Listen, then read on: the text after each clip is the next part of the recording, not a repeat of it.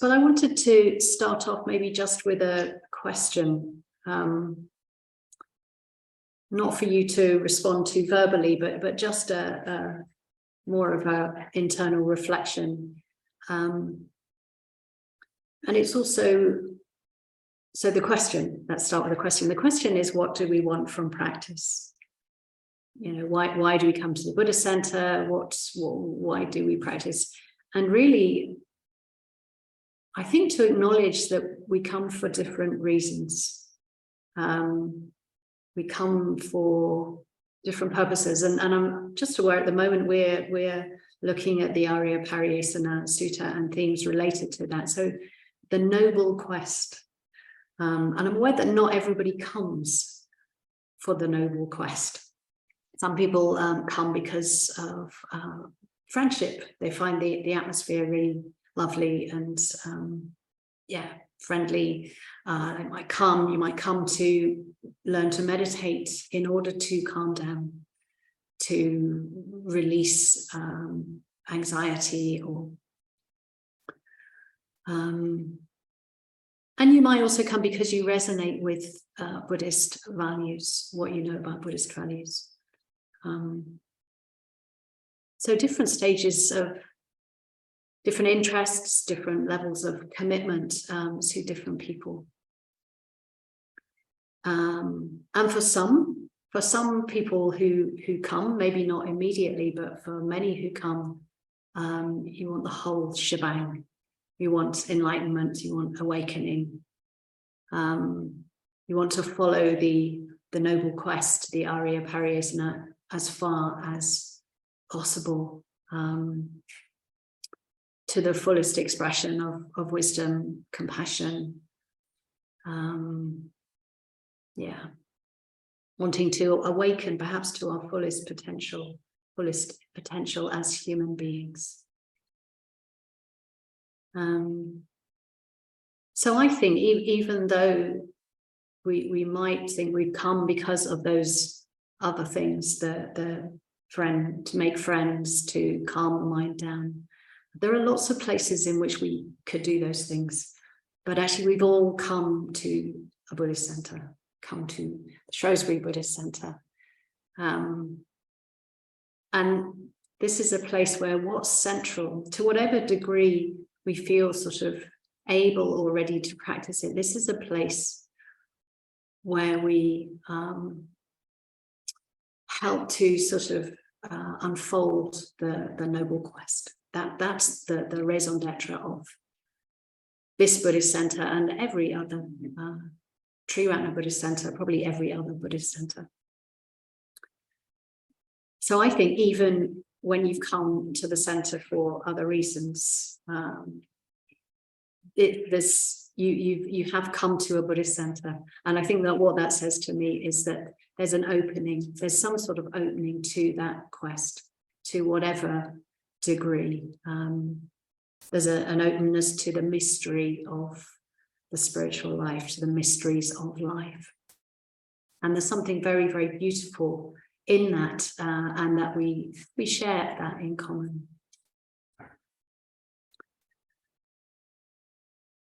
So this evening I want to talk about a couple of qualities that are very important to the noble quest.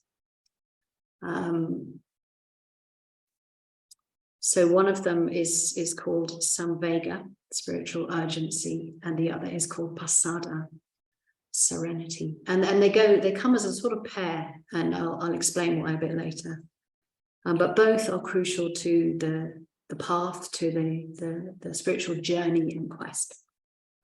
And they're both to do with motivation, what helps us actually follow the path, and what helps us to sort of stick and keep going. So we hear a lot that the spiritual life, the noble quest, takes energy, it takes sustained commitment, takes a strong engagement. And I think we can all be forgiven for sort of at times feeling like, well, how? How does that happen? How do I do that?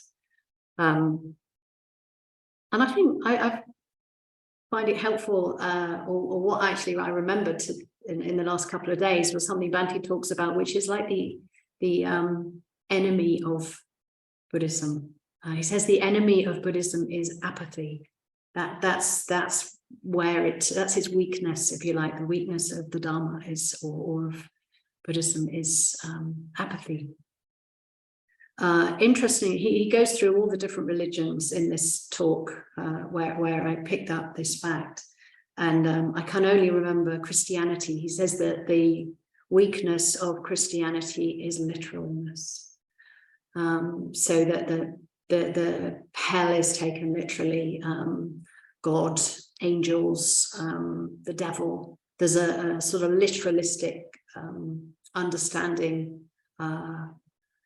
in some parts. I think not all parts of Christianity, obviously. Whereas in Buddhism, we're quite good at that, quite good at Mara. The figure of Mara is not taken literally, but as a manifestation of particularly tricksy part of our own being, our own mind. Bodhisattvas also not taken literally. So it's apathy. It's apathy. And Bhante talked about this in relation to the gravitational pull. I think it's a wonderful metaphor, this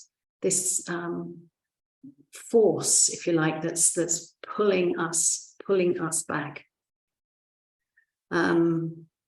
So I think it's psychologically, perhaps it's the tendency to find it hard to sustain this deep and strong engagement in the path, but to be pulled back by our habits, our norms, and I think particularly by a desire for comfort, a desire to not be uncomfortable, to not feel uncomfortable either emotionally, psychically, or physically.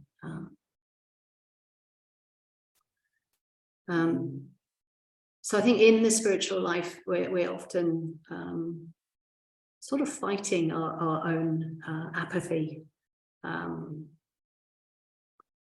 or we're giving into it. Times when we're struggling with a lack of engagement, a lack of wanting to practice, or even times actually when we're very busy, when we're very full on, but there's a lack of really deep engagement in the path.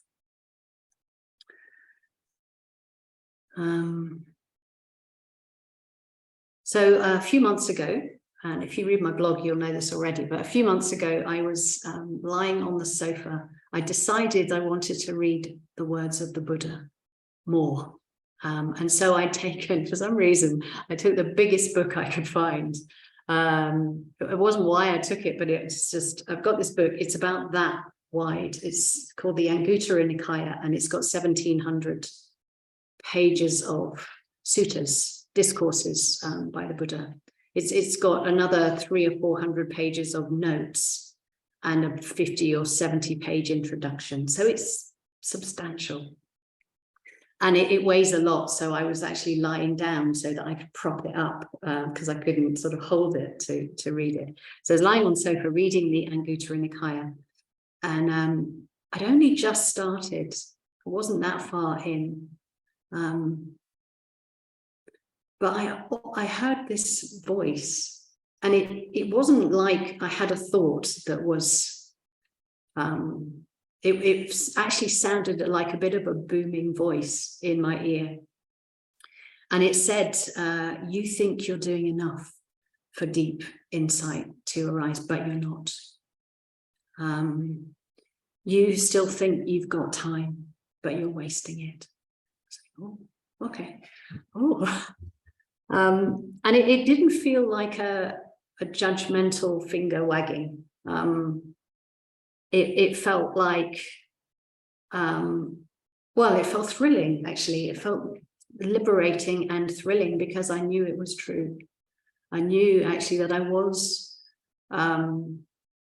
wasting time. You know, I've got my own sort of comfort habits in various forms. Some of what I read, some of what I watch.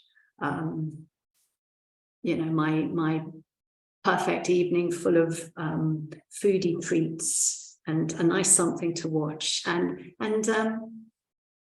it's not that those can never be appropriate, to just relax for an evening or so, but I sort of knew what this voice was saying. It was saying if I was really taking the spiritual life seriously, I would be looking at those things more deeply. And actually, it did change how I started to use my time. I'm still reading the Anguttara Nikaya. I'm on page 610 or something like that. So I have just under 1,000 pages of suttas, the words of the Buddha to read.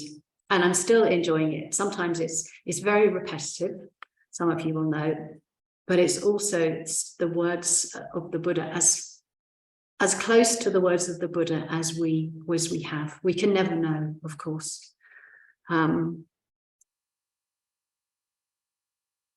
yeah, my certain habits are changing.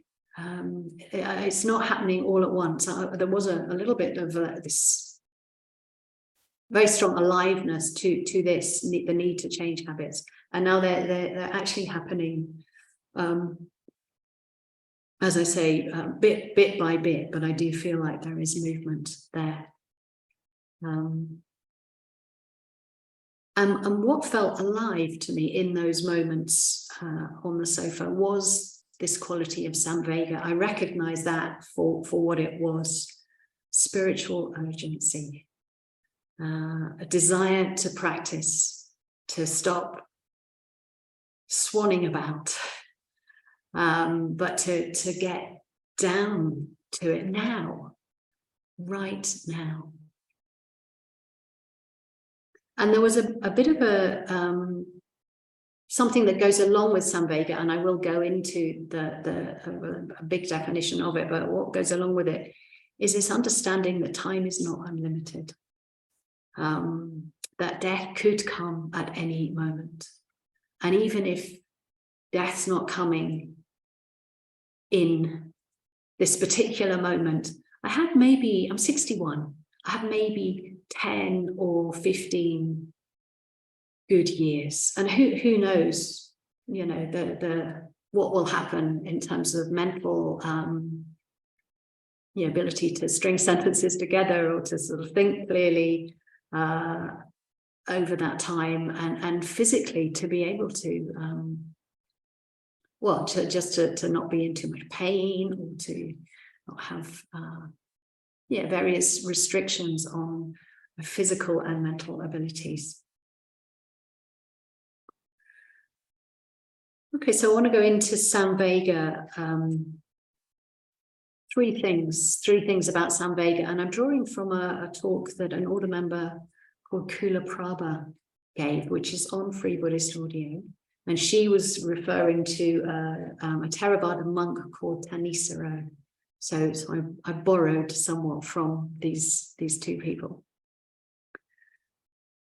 So the first aspect of samvega, there are three aspects. So the first one is realizing or having some understanding, some quite visceral aha moment of the futility of life as we normally live it, with our habits, our comforts, our so on. And our lack of realization of the finite nature of our lives. Our lives are limited because they're limited by time. We are born with a sell-by date, as it were, all of us, and we don't know when that will be.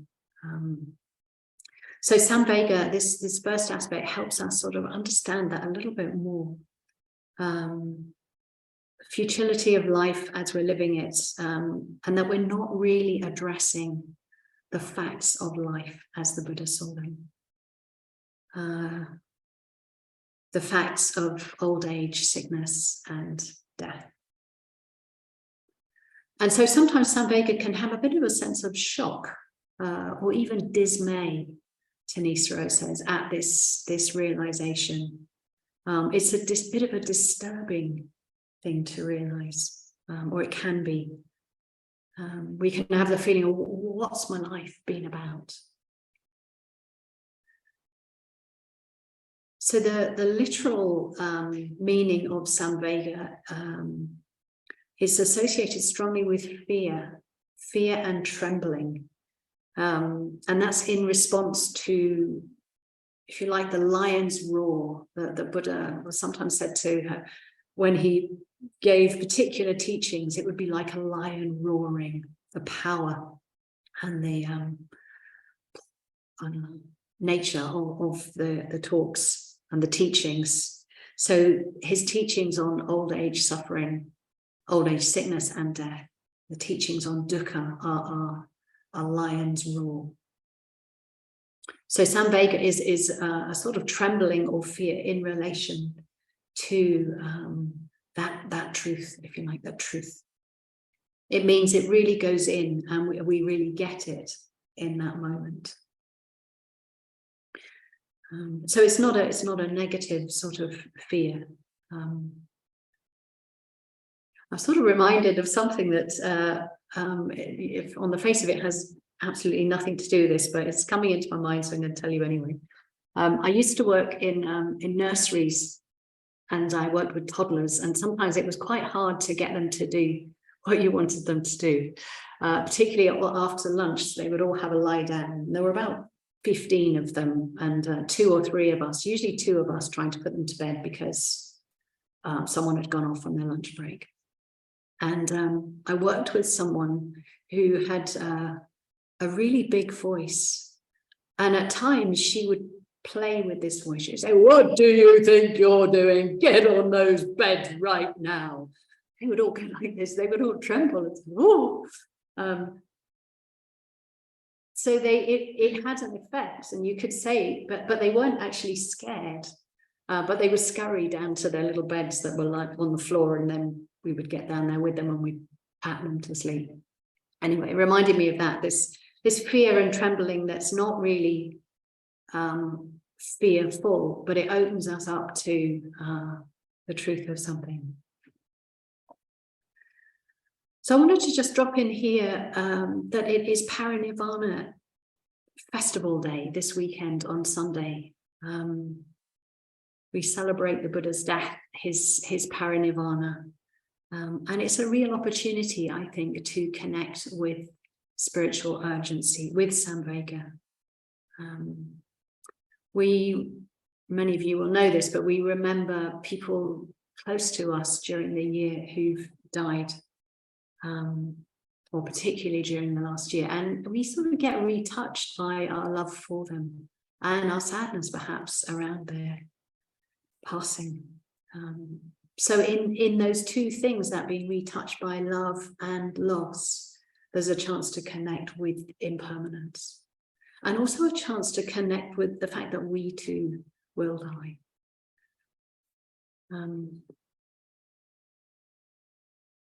There's some beautiful words from the poet Mary Oliver. She says, "Doesn't everything die at last and too soon? Tell me what it is you plan to do with your one wild and precious life." So you've got both. You've got the death, and actually some connection. If we really connect with death, it opens us up to how we use our life, what we do with our lives. And that truth, that understanding, I think, leads to naturally to using our lives in the best way that we can. So the second quality is it's feeling chastened, or a sort of chastening feeling. So there's a sense of foolishness, perhaps, for having lived blindly in the face of these truths that suddenly seem so obvious. Of course I'm going to die, and it probably won't be a particularly comfortable death. So this chastening also has a sense of that our energies have been tied up with things, and how much do they really matter? Some things do matter, some things from our lives matter, but there's quite a lot that just keeps us on the surface. keeps us from connecting with what's really important. And this is said, this chastening thing is said to give our pride a little bit of a healthy knock. So it's a bit like the trembling, which is okay. It's quite okay for one's pride to have a little bit of a knock too. And then the third one is the sense of urgency itself, spiritual urgency, to find a way out of this cycle of futility. And that desire to act on that understanding.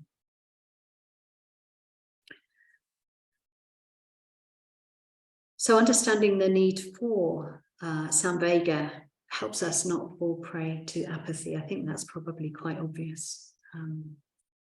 Along with this quite visceral sense of our finite nature. I think often there's certainly for me, and I talked about this on a retreat I led over Christmas, there's always a sense of, oh, things happen tomorrow. I can't really, rather than right now, I could die right now. And on this retreat, I talked about we put things in place, like there's the retreat I'm going on Friday, there's the holiday I'm going on in the summer, or whatever it is. There's things that we do and we think, well, I can't die while I've got lunch with someone next week. It's magical thinking, it's bizarre thinking, but somehow our plans somehow feel protective in the mind of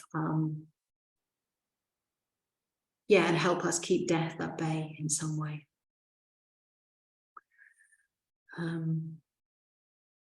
So this is some of what I felt lying on the sofa reading the Anguttara Nikaya. Felt like a bit of I could say a Wim Hof moment as well, like a cold shower. So it's invigorating and makes you feel alive, but it's not completely comfortable or relaxing. So the other quality, pasada or pasada, is linked with samvega, and it's a quality of serenity, clarity and serene confidence. And it's said to be what stops spiritual urgency turning into despair. There's this inner contentment and this ease within it. And there's also faith. I think this is really important. It's faith because we have a path and we know what to do on the path. Faith in the three jewels. I think seeing the futility of everyday existence without the Dharma available to us would be devastating. Actually, I think it is devastating, and I think it's probably one of the things that, when depression, many reasons for depression, but some of the reasons for depression, perhaps that sense of futility. So there's actually some understanding, but there's no clue as to what to do about it, where to go. And I think that's the beauty of these two qualities coming together. There's an understanding and there's somewhere to go with that understanding, and that gives rise to faith.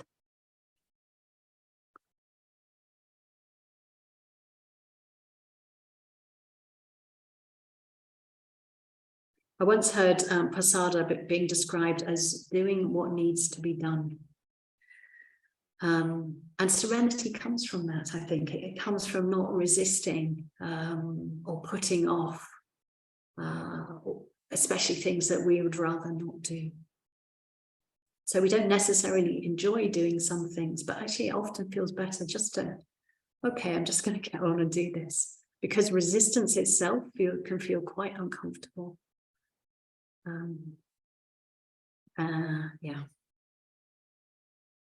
So spiritual urgency, samvega, is softened, I think, by the happiness that we feel from being on the path. Sometimes that's being on the path can feel quite steady, like a step-by-step progression, and other times it's a bit more irregular. Bhante talked about the path of regular and irregular steps. So there's some of us are more likely to be the 2 steps forward and 1 step back. But either way, we're on the path. So I want to tell a couple of stories from one from the Pali Canon, one which I've read in the Anguttara Nikaya, and the other is from a Mahayana tradition, Mahayana sutra, or sutta. And one of them, it characterizes a carrot approach, and the other characterizes the stick approach. Because I think sometimes we're motivated by that urgency comes from dukkha, from suffering in our lives. And sometimes it comes from opening up to joy and freedom. Those senses that, really give us that happiness and confidence to continue. And I think we probably need a bit of both, because sometimes it's hard to stay motivated when everything is going really well. Can take the foot off the gas and just coast for a while. But too much dukkha can also grind us down. So I think it's important to have both. So the first story is from the White Lotus Sutra, so probably familiar to a number of you. And it's the parable of the burning house. So there's lots of symbolism in Mahayana suttas and parables, as most suttas. So we can translate them a little bit or just take them a little bit deeper. So the parable of the burning house, I'm just going to go through these quite quickly. It's the house of a wealthy man. And this wealth apparently symbolizes his spiritual wealth. He's a wise and mature person. He has lots of children, and fire breaks out in his house where he and all his children are. So his many children, and the children in this are representing more immature beings. They ignore the danger of the fire and they continue playing, being absorbed in the various games that they're playing. These days it would be, this was obviously a long time ago, a Mahayana Sutra, but these days it would be people glued to their phones or their computer games or their movies or their tech. So they ignore the danger, and the fire is said to represent again, we're back to old age, sickness and death, the fires of the suffering of old age, sickness and death. So the children don't recognize the dangers of ignoring these fires, the burning world. So the wealthy man, the spiritually wise man, uses skillful means. He uses a skillful type of deception to draw the children outside, because he's shouting away and the fires are rising and they're not doing anything. So he says there's lots and lots of special toys outside. Come and see them, you'll like them. And he has some special carts led by all sorts of animals, deers and goats and calves and that sort of thing. So the children rush out, and the immature beings, they rush out, and in this case they're saved by the fire, from the fire, sorry. So sometimes we do need to focus on those carrots, those moments of joy and beauty in practice, and the really lovely meditation, moments of depth and presence in beauty or in nature. So I think maybe it's worth thinking about the spiritual toys that motivate you. What are they? Is it samadhi, or equanimity, or metta, or mudita, or having a clear conscience, or a moment of really clear seeing of the wisdom mind? And by bringing those qualities to mind, it's that we recognize their value. We recognize the importance of them to purifying our hearts and minds, and the benefits to ourselves on the path, but also the benefits to the world. So that's the carrot. So we're moving on to the stick. So it's called the Goad Sutta, or just Goad. Actually, it's called Goad, which is apparently it's a sharp stick that they used to try and prod cattle along with. That's traditionally apparently what it is. But it could also be a whip or anything that is to get animals moving, get them to go where you want them to go. So the sutta talks about excellent thoroughbred horses. That's his first half, is all about these horses. Again, this is quite a familiar device in the Pali Canon.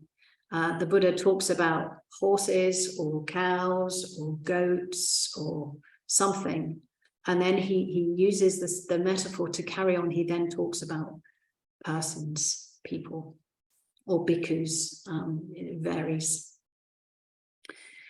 So there are 4 kinds of excellent thoroughbreds, and they acquire urgency at different points of the goad coming into range, if you like. So the first type of excellent thoroughbred, and they're all excellent thoroughbreds. So I like this. Vajra and I were talking about this.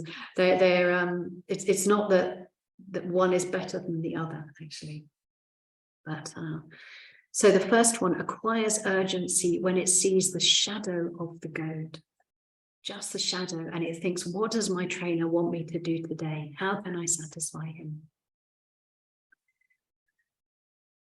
So he responds really, really quickly, this particular horse.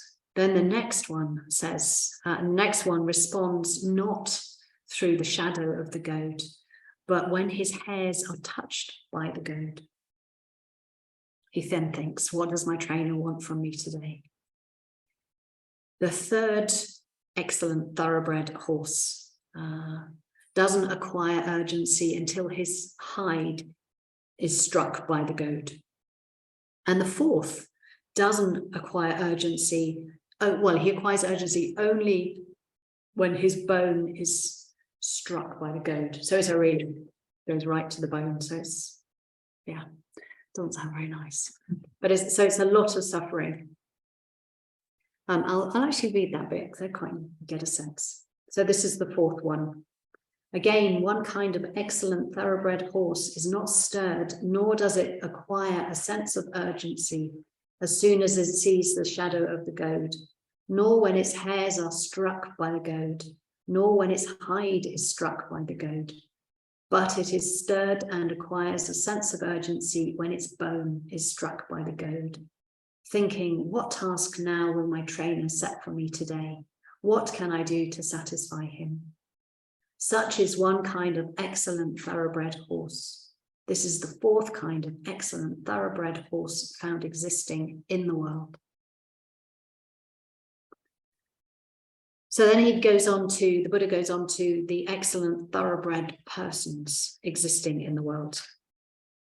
And so I'll read you the first one, and then so he says, so too, bhikkhus, there are these 4 kinds of excellent thoroughbred persons found existing in the world. What for? Here, bhikkhus, one kind of excellent thoroughbred person hears, in such and such a village or town, some woman or man has fallen ill or died. He is stirred by this and acquires a sense of urgency. Stirred, he strives carefully. Resolute, he realizes the supreme truth with the body, and having pierced it through with wisdom, he sees it. I say that this excellent thoroughbred person is similar to the excellent thoroughbred horse that is stirred and acquires a sense of urgency as soon as it sees the shadow of the goad. This is the first kind of excellent thoroughbred person found existing in the world.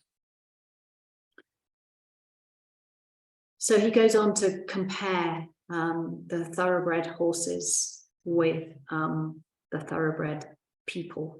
So the second excellent thoroughbred person, he acquires, or they acquire, urgency when they see someone else, someone who's fallen ill or died. So it's not happening remotely in some other village. It's a bit closer to home. They actually see with their own eyes.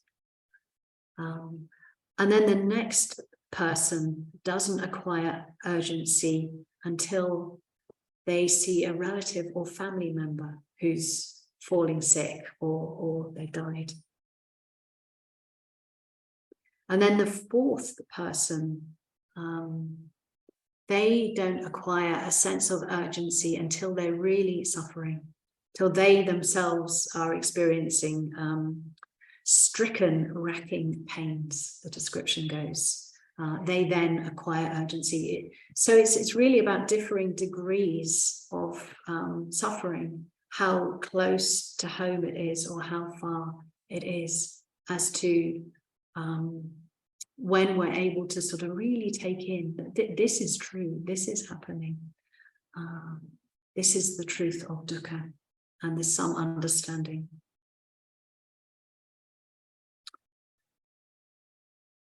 So yeah, the stick approach. So just a couple more things before I finish. A couple more things about motivation to bear in mind.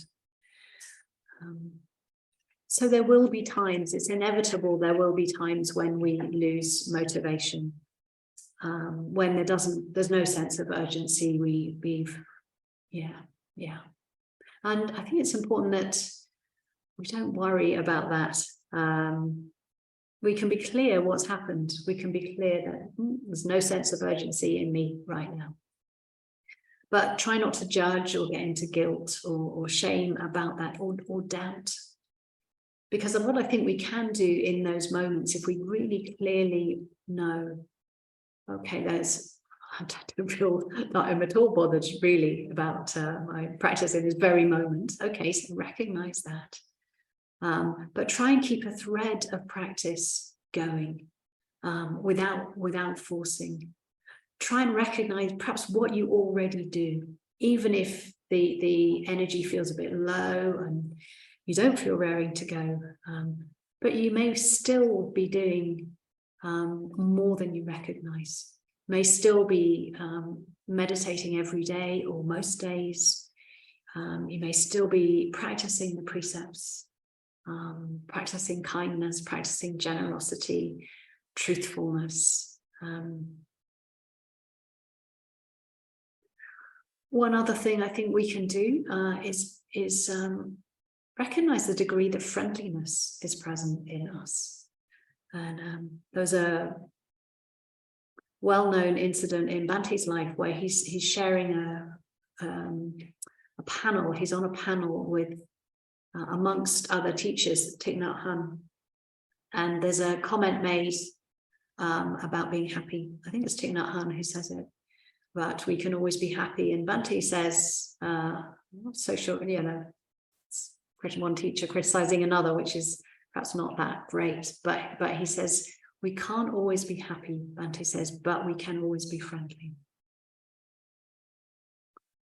So I think we can let the ebb and flow of practice feel natural, not trying to force ourselves, but recognizing that we are inclining in the right direction. And then when those moments of urgency come upon us, we can really take advantage of those. I think the second thing, so that's about times when we lose motivation. Second thing is that I think I used to think that motivation was always internally generated. I didn't quite understand that's partly what the teachings are for. The teachings are there to inspire us, to help motivate us. So we seek sources of inspiration outside of ourselves to help with motivation. And there's a particular teaching which many of you will be familiar with, called the Four Reminders. And this is a really brilliant little teaching. It's got some real pith dharma in it. We'll recite it later. Actually, we'll recite the verses later in call and response. But it reminds us of certain teachings, helps them sink in by either saying it ourselves, chanting it ourselves, or doing it in call and response. And it reinforces right view. It reinforces the perspective of the Dharma, of the Buddha. So I'll just tell you briefly, or remind you briefly, what they are, because I can never remember all four. So you may be the same, have three at your fingertips and not the fourth one. So the preciousness of our human birth, how rare it is to meet the Dharma. I was thinking about this, how to get a sense of this. I mean, there's an image, traditional image, which probably many of you will know, of a single turtle swimming in a vast ocean, and once in 100 years it comes to the surface of the ocean, and the chances of this turtle once in 100 years coming to this particular point in this vast ocean where there's a ring on the and popping its head up inside that ring, that's said to be our chances of meeting the Dharma in this lifetime.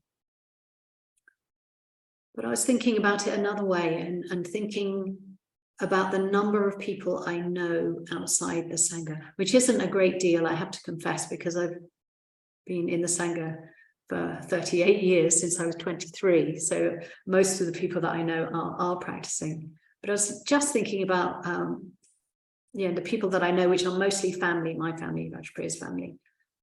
And there's maybe 50 or 60 people, and I'm the only one, but with there's so 2 out of 60. So not quite the same odds as the turtle, but there's a lot of people that could come in contact with the Dharma.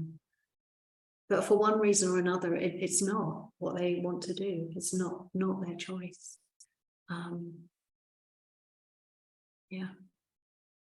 So preciousness of human birth, the truth of impermanence, the nearness of death, that basic sort of finitude, that we're here on this earth for a finite period of time.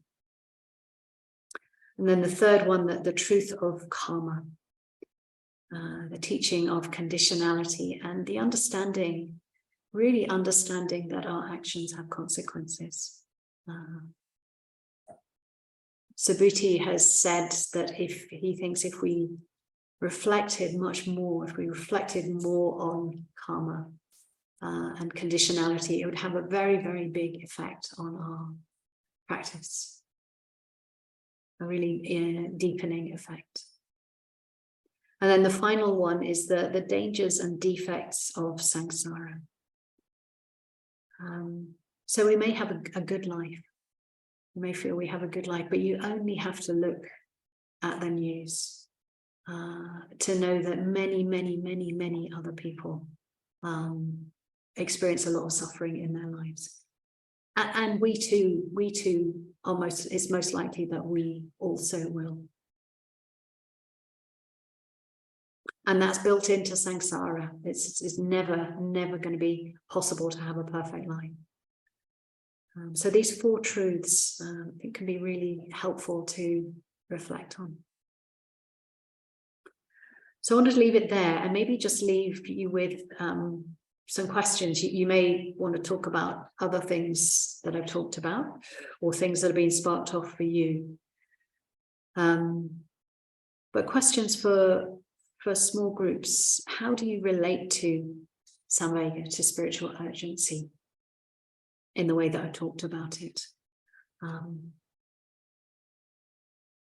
What sort of a thoroughbred, excellent person are you? Someone who's anyway, you can work that out. And are you more of a carrot or stick person? It's sort of related to the type of thoroughbred that you are or not.